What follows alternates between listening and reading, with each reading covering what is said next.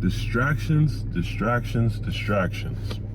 The common denominator for all of my terrible times in life, I was distracted, whether it was by social media, whether it was by women, whether it was by my family, cousins, whoever. You know what I'm saying? I was always distracted. School, distracted by myself. You know what I'm saying? I'm just like, yo, just so caught up in my ways that I don't see other people's ways. Just distracted from the main objective in life. So I'm gonna talk about how I went through all that at 21 years old. I'm 21 still at the time of making this video, but last year particularly, I'm gonna be talking about the time from about June 2020, 2022 to December of 2022. So the problem was real subtle at first, so I went and I don't like talking about myself, but I was the face of marketing for my school, University Incarnate Word in San Antonio. And I was on billboards, marketing, campaigns, commercials, all of that. Sort of famous for a little bit. And commercials still on TV. But anyways, I had a girlfriend then. She's not my girlfriend now, so don't ever get that messed up. But then, and she was terrible, but you know what I'm saying, it is what it is. And what else? Missing something else here. Stick with me. But yeah, I had all these great things. Oh, I was winning. You know what I'm saying? I was winning my battle against temptation. I felt great, but there is a greater problem looming within me that was really contributing to my subtle downfall. So here's how it started. You see, the devil is real subtle in how he gets you, man. You know what I'm saying? He can dress it up as anything, but I'm gonna tell you this is how it went for me. You know what I'm saying? So I turned 21 in July, on July 15th of every year. But I turned 21 last year, and you know what I'm saying, we wanted to go out and party and stuff. So, before that, I'm out in the world, I'm doing things I shouldn't be doing, and then when I get to, we went to Vegas. We went to Vegas for my 21st birthday, so you already know we was lit in Vegas. We had a great time. I had an outstanding time. Don't regret it, but mistakes were made. Let's just say that. And all these mistakes, they really contributed to my my problems in the following months after I came back home from Vegas, because it didn't stop in Vegas. I was perpetual in my ignorance. You know what I'm saying? It was consistent after that, until I had to hit the low point. So the time frame I'm gonna be talking about here this is from June to December of 2022. So it's important to remember that, so you can really wrap your mind about what I'm telling you. So all that happened in June. I get back, I'm doing whoop-de-whoop, and then November rolls around and we're playing football. I play football for the University Incarnate Word. We're a small Division I FCS, so we have the resources to fly and travel all over to play whoever. So we were doing that, and I was in my bed one day, and we'll probably back up a little bit. I always notice something's wrong because I'm incredibly self-aware, but I didn't know how to deal with it. So I turned to the world for that, and I should have turned to the Bible for it, and I turned to God for it, and Jesus. But hey, I don't want to make this a Christian video because some of y'all ain't Christian, and that's okay.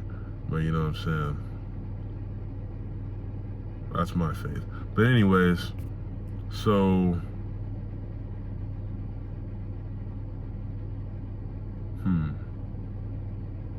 right, so stick with me here, stick with me. So I was in my hotel room. It was around November 18th-ish. I'm in the bed, I'm crying.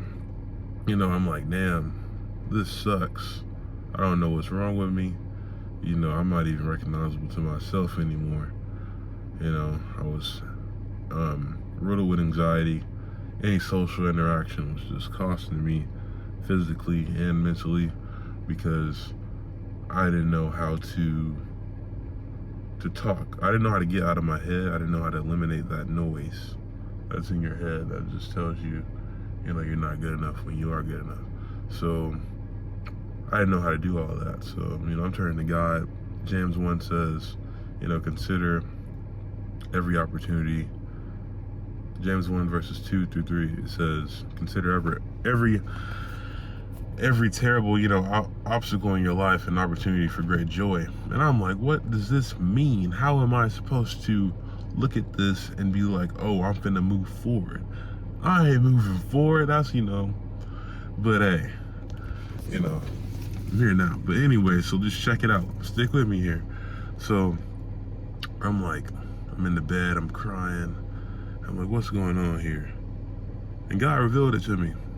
You know, I got a sudden rush of clarity, and things just started to make sense. And the main problems that were within me was I have no empathy, and I have no love for nobody.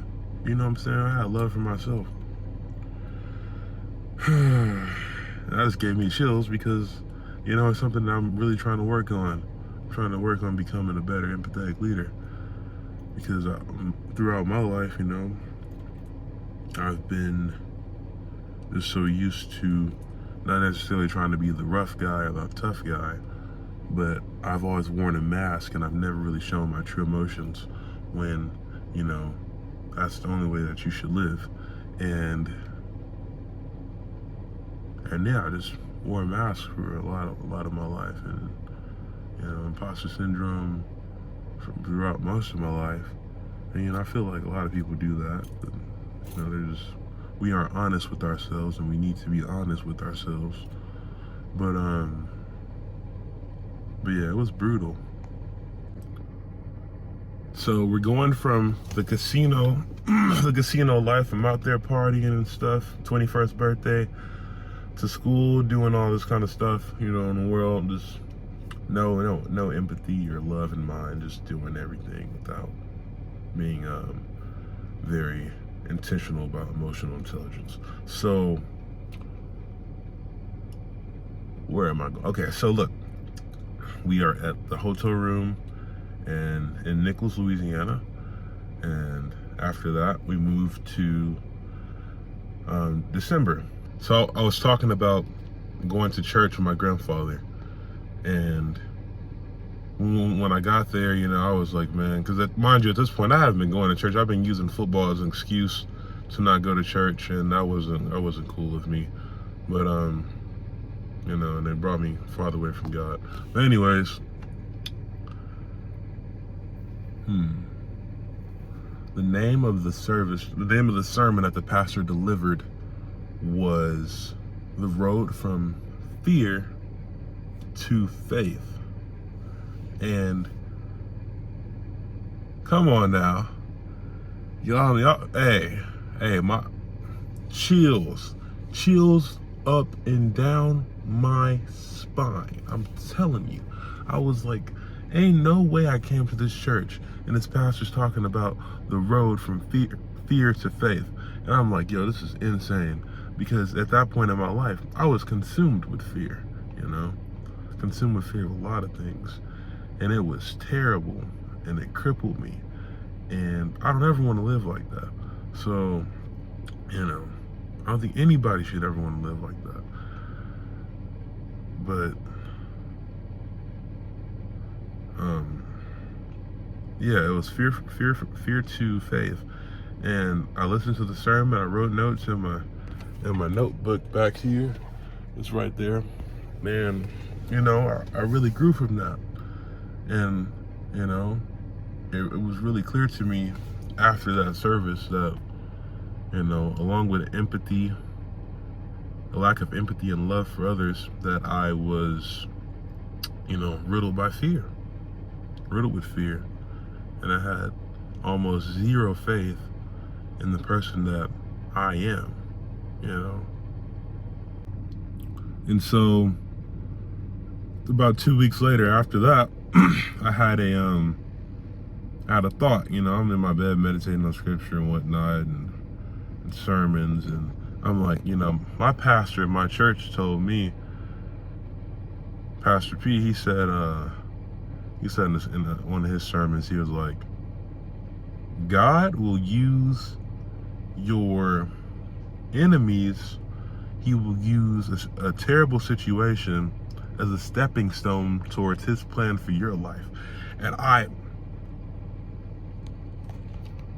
oh man, I'm about to cry. But I was like, man, this is insane. This is actually insane. And because that's just so powerful, because it's true. And that ties back into James 1, consider an opportunity of great joy whenever, bad things happen to you, because you can grow from it and your endurance will be tested. And so I was like, God, what did you want me to learn from all this? Because this is a lot, man. And he was like, same thing I told you back in the hotel room, have empathy for others, have less ego, and just kill the ego, man. Lead with humility and lead from a place of love, and you'll be fine. But also just don't let fear cripple you. So if you're in a season of where you're being crippled by fear, social anxiety, it's normal. It happens. It's happened to me. It's happening to a lot of people, especially like Generation Zers like myself. People who were born like 1995 and afterwards. We have a lot of anxiety and stuff like that. So it's not talked about enough, but we do. And you ain't gotta be tough all the damn time, man. You don't. Just be real with yourself, and it's all right. It's gonna be okay. It's not that bad. It's really not as bad as it seems. But and yeah, that was just my experience with it, and I hope that could help you guys. For sure. So if you're looking forward to more videos like this, and car videos, subscribe. But if you aren't, then don't subscribe. But yeah, so thank you for listening, and I'll see you guys in the next video.